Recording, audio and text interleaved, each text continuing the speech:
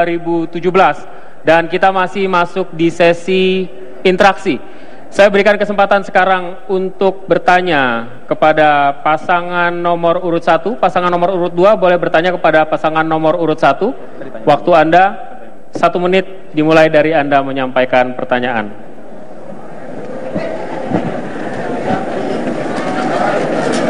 Untuk meningkatkan kualitas hidup warga kita, maka perlu perumahan yang layak huni. Kami mendengar bahwa ada konsep baru ketika mau menormalisasi sungai dengan cara membuat rumah apung dan menggeser rumah itu. Itu yang pertama. Bagaimana caranya? Yang kedua, membuka lapangan kerja dengan memberikan kredit dana bergulir 1 miliar yang rawan untuk dikorupsi. Sekarang untuk Bu Silvi, sebagai kaum perempuan yang berada garis depan untuk melawan korupsi, apa langkah-langkah yang Ibu terapkan supaya tidak terjadi korupsi di dalam penyalahgunaan uang dana 1 miliar yang dikelola oleh RW itu? Terima kasih. Baik, waktunya masih ada tapi sudah diakhiri. Silahkan Ibu untuk menjawab atau Bapak untuk menjawab. Waktu Anda 2 menit. Ini gagal fokus nih. Pertanyaannya ditanya-tanya lagi, menanyakan sesuatu berdasarkan hoax. Tapi saya jelaskan. Saya sangat senang menjelaskan ini. Bahwa konsep rumah apung itu sudah dikenal di mana-mana di dunia. Terjadi, dilakukan. Dan saya memberikan contoh ketika itu di suatu media ketika interview sebagai sebuah ilustrasi bahwa membangun tanpa menggusur itu memungkinkan dan bisa dilakukan. Tetapi tidak pernah dalam satu program kami berdua yang menempatkan rumah apung sebagai program unggulan Agus Silvi. Tidak pernah.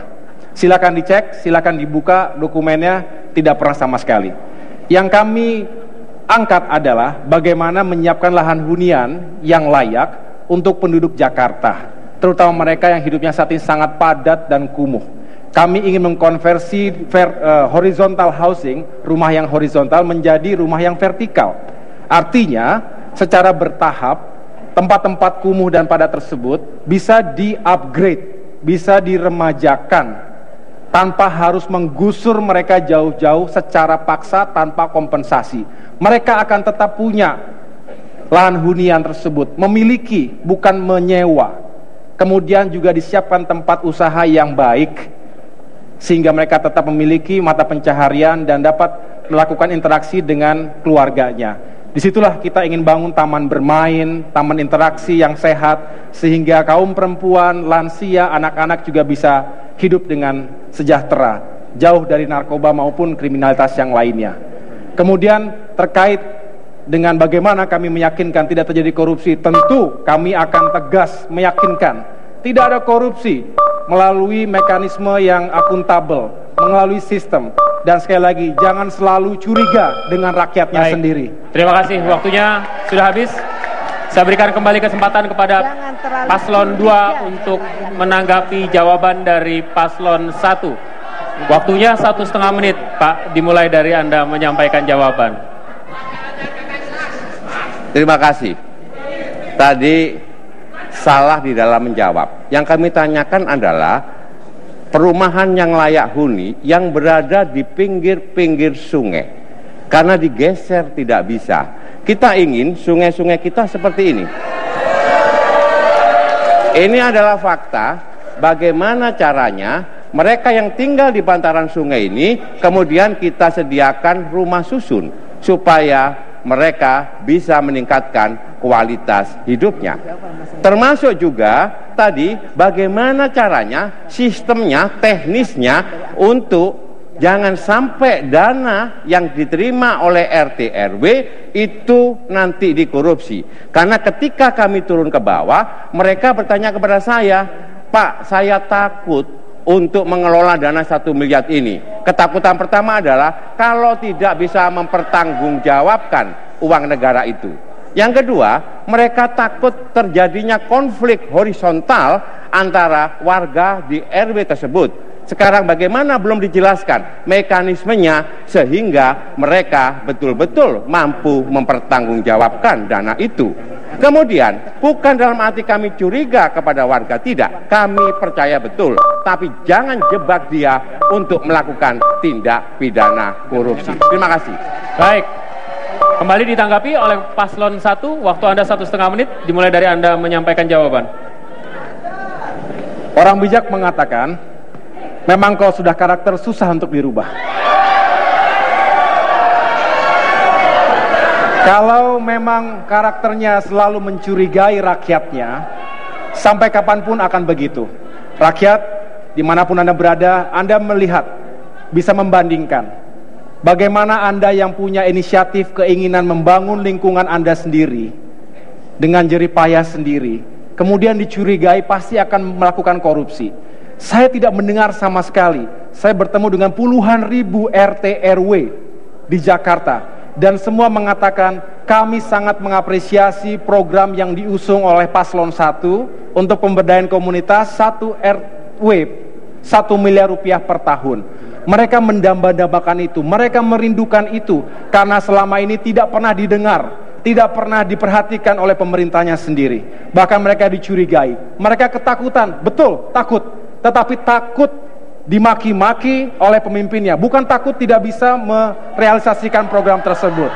Sehingga tentu tidak beralasan, dan sekali lagi kami bertemu dengan puluhan ribu RT RW setiap saat, dimanapun berada, mereka mendambakan, dan untuk itu pula kami menyelami, karena program kami itu sangat dinanti, tentunya akan banyak diserang, terutama oleh paslon nomor 2. Saya paham, karena ini adalah kebutuhan rakyat, dan kami akan tetap firm untuk meyakinkan itu terjadi. Terima kasih. Pasangan nomor urut 2 dan 1 atas interaksinya. Sekarang saya berikan. Baik, kita lanjutkan. Sepakat kita lanjutkan. Sekarang kita berikan kesempatan kepada pasangan nomor urut 3. Mohon tenang. Mohon tenang. Mohon tenang. Mohon tenang. Terima kasih. Pasangan nomor urut 3 untuk menyampaikan pertanyaan kepada pasangan calon 2. Waktu Anda untuk bertanya, Pak, 1,5 menit. Dimulai dari Anda menanyakannya. Saya ingin menyampaikan bahwa kami menerima banyak sekali laporan bahwa jawaban kami tadi terdengar di ruangan ini, tapi tidak di televisi, di rumah-rumah di seluruh Indonesia. Kami berharap ini bisa diluruskan, karena jawaban tadi penting sekali untuk dipahami oleh warga Jakarta yang berkepentingan atas kebijakan 5 tahun yang akan datang.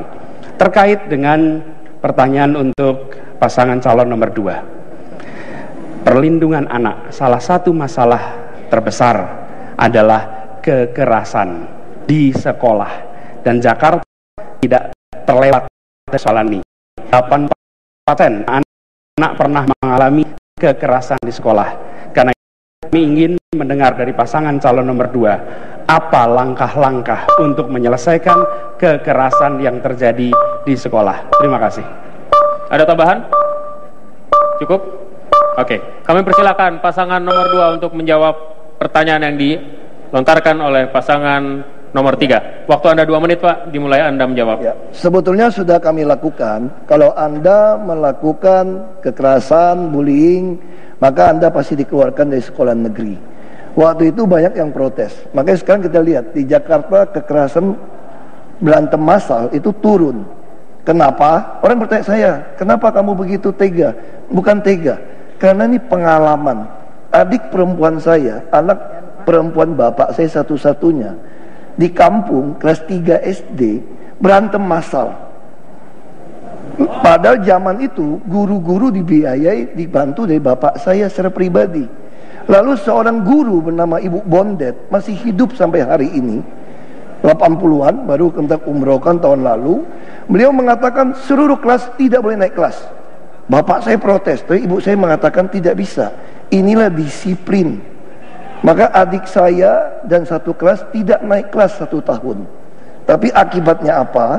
Adik saya ini bisa masuk ke SMA Negeri 1 Budi Utomo di Jakarta, lalu bisa masuk di UI, lalu bisa lulus juga cum laude di Melbourne.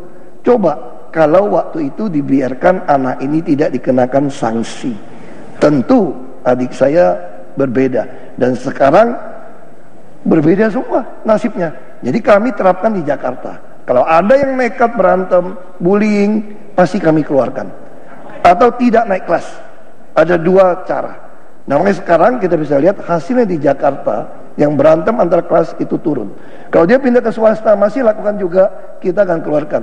Lebih baik Anda ya belajar jadi tinju saja sekalian. Tapi dengan cara hukum tidak naik kelas setahun, biasanya anak-anak ini mulai berubah. Jadi sanksi yang mendidik sebagai orang tua harus kita lakukan. Karena kita adalah orang tua pada semua warga DKI. Terima kasih. Baik. Kami berikan kesempatan kepada pasangan nomor 3 untuk menanggapi. Ya. Cukup, terima kasih. Kekerasan itu ada dua, ada verbal dan ada fisik. Fisik ada 8 jenis kekerasan. Pak Basuki, mengeluarkan anak dari sekolah sama seperti kalau anak kita nakal kita berhentikan dari anak. Nggak bisa, mereka tetap anak kita. Tidak dikeluarkan dari sekolah, justru mereka harus lebih banyak dididik. Dan yang tadi diceritakan bukan penanggulangan. Yang harus dilakukan adalah, sudah ada Pak, ketika saya menjabat Mendikbud, kita mengeluarkan Permendikbud nomor 83 tahun 2016. Apa yang dikerjakan? Tahun 2015. Apa yang dilakukan? Membuat gugus pengendalian kekerasan di sekolah dan di kota. Dan gugus ini terdiri dari guru, orang tua, ahli psikologi, tokoh masyarakat, tokoh pendidikan, menangani di level sekolah dan menangani di level kota, sehingga pola kekerasan itu ditangani secara sistematis. Hari ini kekerasan itu dua ekstrim. Satu dipandang sebagai masalah pribadi anak dan lingkungan, lalu minta tolong waktu menyelesaikan, atau dianggap sebagai masalah hukum dibawa ke polisi. Sementara yang kita harus lakukan adalah menginstitusikan solusi. Solusi pengendalian, ada gugus di level sekolah, ada gugus di level kota. Lalu ini didanai oleh dana Pemda. Tugasnya apa? Memantau potensi kekerasan, kemudian mengendalikan bila terjadi, dan yang tidak kalah penting memberi sanksi bila ada masalah. Otoritasnya dari mana? Dari Pemda. Makasih. Baik, terima kasih. Kembali saya berikan kesempatan kepada pasangan nomor 2 untuk menanggapi pasangan nomor 3. Waktu Anda 1,5 menit, Pak. Terima kasih Pak Anies, bahwa di sekolah kami, sekolah-sekolah negeri, itu sudah ada peraturan, di mana peraturan itu disampaikan kepada orang tua maupun kepada murid. Ada beberapa aturan larangan yang tidak diperbolehkan di sekolah itu. Salah satunya adalah kekerasan terhadap temannya, kemudian narkoba, dan itu ditandatanganin oleh orang tua dan anaknya. Ketika terjadi kekerasan dalam sekolah itu, tentu saja dipanggil, kemudian diberikan pemahaman dan sekaligus surat pernyataan itu, sehingga kepada yang bersangkutan disarankan untuk pindah sekolah. Termasuk juga kalau itu menyangkut masalah persoalan hukum, kami sampai membebaskan mereka yang tersangkut masalah hukum demi melindungi mereka. Cara-cara pencegahan juga kita lakukan dengan melalui pemberdayaan guru-guru kami dengan memperhatikan setiap siswa di sekolahnya. Kemudian menggabungkan beberapa sekolah yang seringkali bentrok satu sama lain. Dengan cara seperti itu, anak-anak kita aman dari tindak kekerasan terhadap temannya sendiri maupun yang dilakukan oleh orang lain ataupun guru. Konsekuensinya adalah para guru-guru ini dididik betul dan diberikan gaji yang cukup untuk bisa mengawasi anak-anaknya supaya tidak melakukan kekerasan di sekolah. Terima kasih. Baik, terima kasih pasangan nomor 3 dan pasangan nomor 2. Mohon tenang. Iya, terima kasih. Terima kasih atas kerjasamanya. Saya berikan kesempatan sekarang pasangan nomor urut 1 untuk bertanya ke pasangan nomor 3. Waktu bertanya 1 menit. Terima kasih Pak Anies. Kalau kita bicara masalah penanganan kependudukan dan peningkatan kualitas hidup masyarakat Jakarta, rasanya kita perlu konsisten dalam sikap, tindakan, dan hal-hal lainnya agar ini berjalan dan tidak membuat masalah baru. Barangkali pertanyaannya adalah bagaimana Pak Anies kalau menjadi gubernur menyikapi masalah karakter inkonsistensi dalam bersikap, tentu saja dengan latar belakang karakter Pak Anies sendiri, bagaimana agar tidak timbul permasalahan baru bagi Jakarta. Baik, cukup Ibu. Terima kasih. Saya berikan kesempatan kepada pasangan nomor urut 3 untuk menjawab pertanyaan yang disampaikan oleh paslon 1. Durasi untuk menjawab 2 menit, dimulai dari Anda menyampaikan jawaban, Pak. Ketika kita berbicara tentang kepentingan publik, maka nomor 1, perencanaan dibuat dengan baik.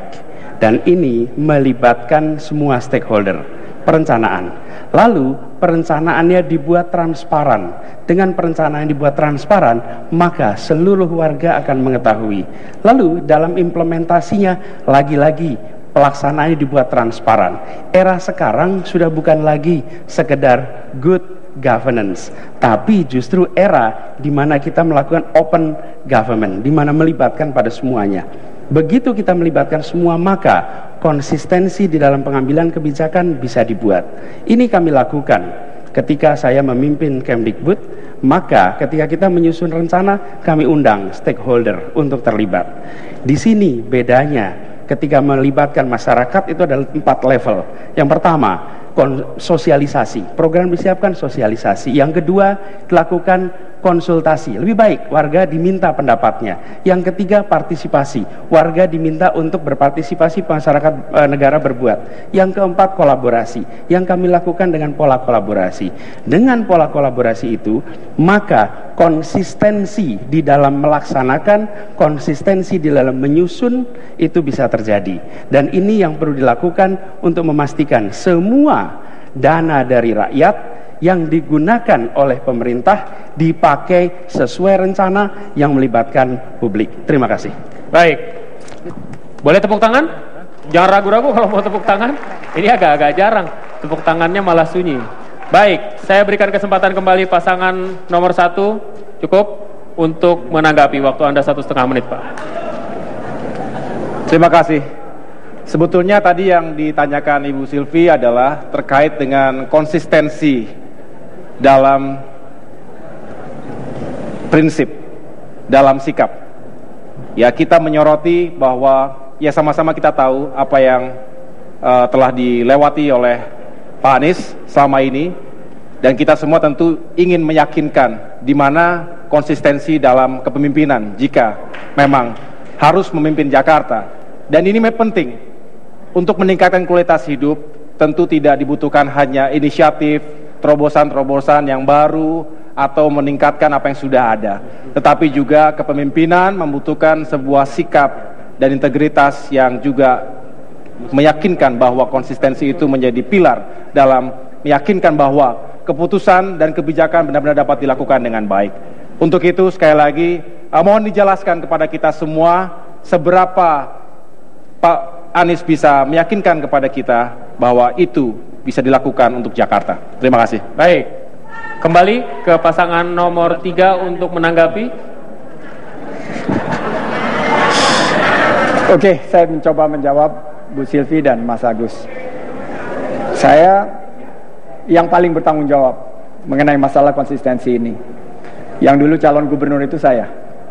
Saya yang berjalan selama 1 tahun secara konsisten menyapa warga Jakarta, dan warga Jakarta menyampaikan secara gamblang bahwa 2 hal yang mereka inginkan. 1 adalah masalah akses pendidikan yang berkualitas, tuntas, dan juga terjangkau harganya, dan 2 mengenai lapangan kerja.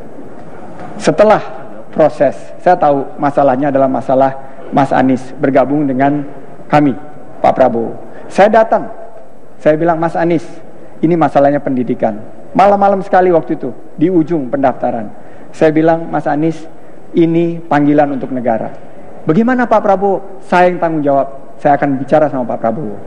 Saya bicara sama Pak Prabowo, akhirnya kita berdamai dengan masa lalu, kita menatap masa depan. Kita ingin sebuah politik yang memiliki inovasi untuk warga Jakarta.